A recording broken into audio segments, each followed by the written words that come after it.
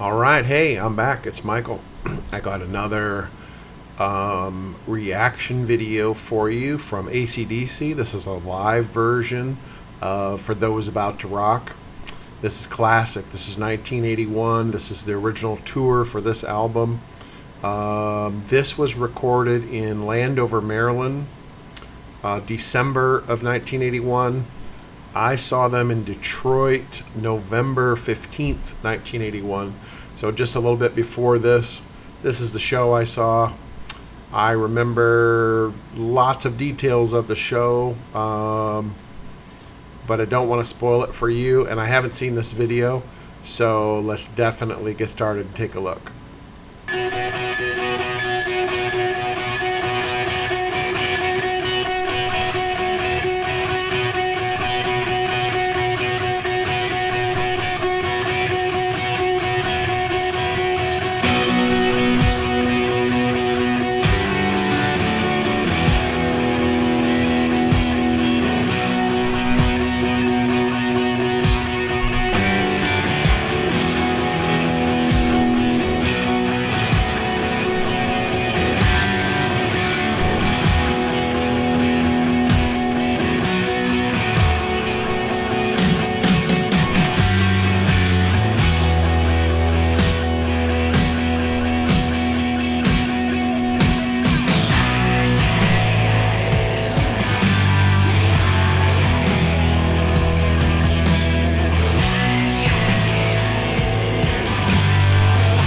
I remember this so clearly, how Brian Johnson was up front and Angus was up front, and then in the chorus, Cliff Williams and Malcolm Young would come forward and sing the chorus, and then they would drop back, and I remember that so clearly.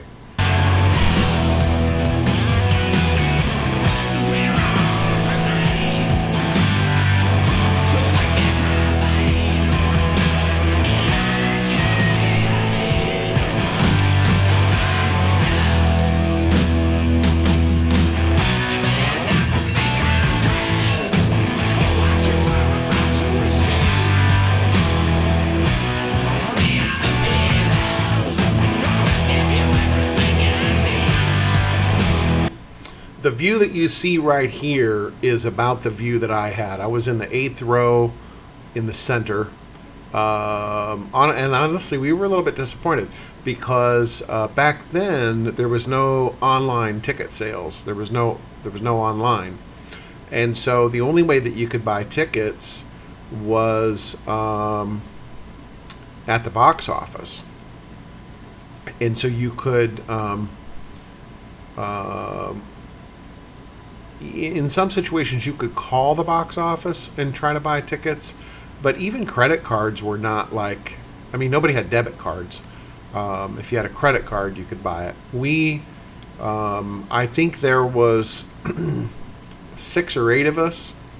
We all pooled our cash together at school, and I would have been 16, 17 years old, something like that. We pooled our cash together, and we skipped school, and we rode in my buddy's van, and we got there, and we were about, I'm going to say, 3rd in line, and we bought all the tickets we could. I think we bought 8, maybe 10, and we ended up in the 8th row. We were so disappointed. We definitely thought we were going to be in the front row, and we didn't really understand at that point that only special people, those tickets were held for special people in the front rows, and so we were dead center and we were in the 8th row, but and certainly no complaints about the view. I mean, this literally was the view that we had, and it was freaking awesome. But we learned our lesson that day, and there was no other way to buy the tickets. The only other way to buy the tickets is go to the show without a ticket and buy them from somebody out in front of the venue. And so cash was the way that you bought tickets, definitely. But an amazing show. Let me go back. I interrupted a little bit.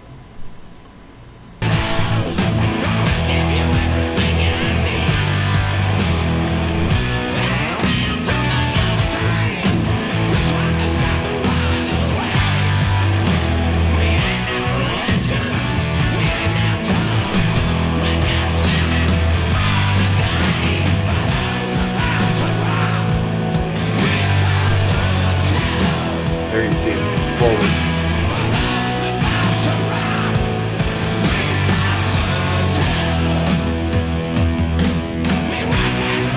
You see how they drop back?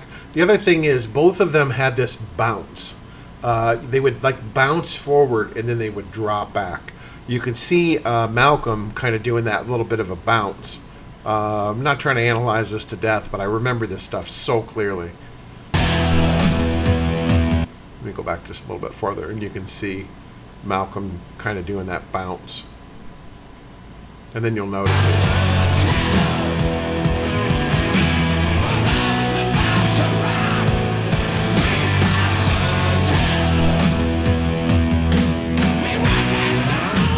Then Angus comes forward.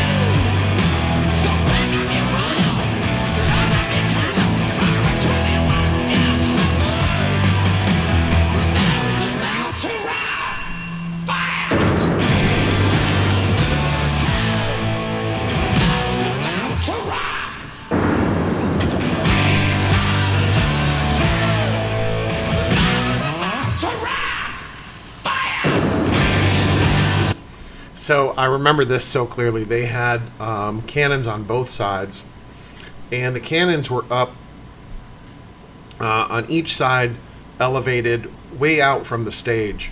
And when the cannon would go off, this smoke ring would fly forward from the cannon.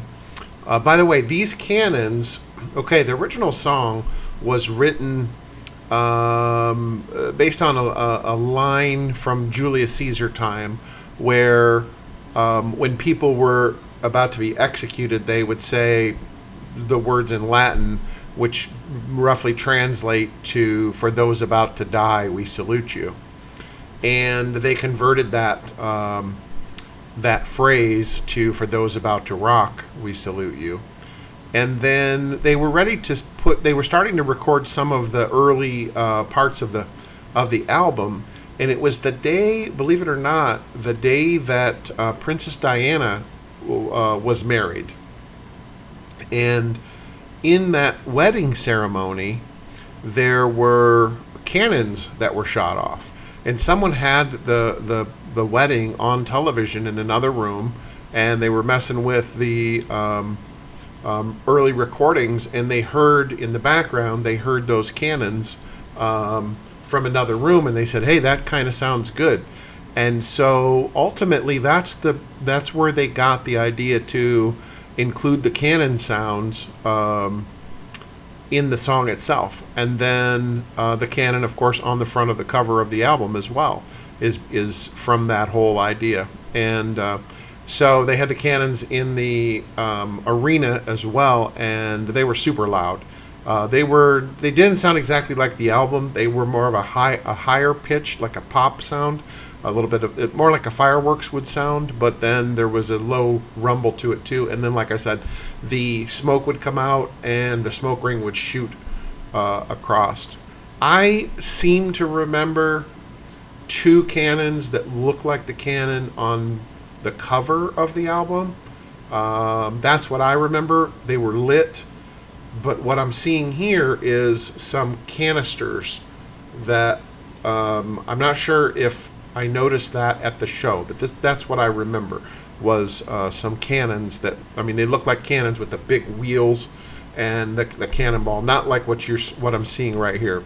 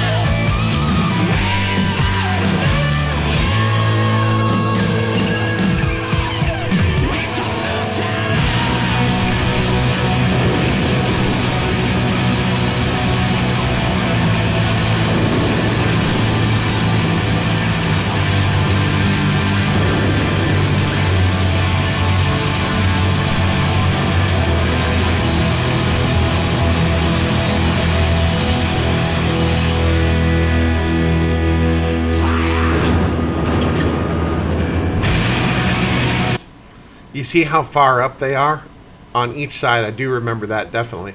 It seems like that I don't know if you can see my pointer, but it seems like that right there was what I remember as a cannon, but I might be totally wrong about that. That's the way I remember it.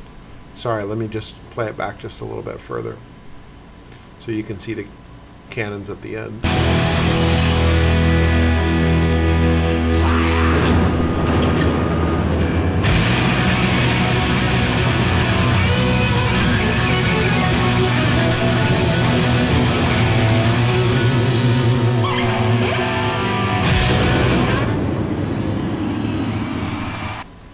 Awesome, incredible. So I wonder if they changed those cannons for some reason, or if I'm misremembering it. But I remember two cannons, one on each side, gold colored or lit gold.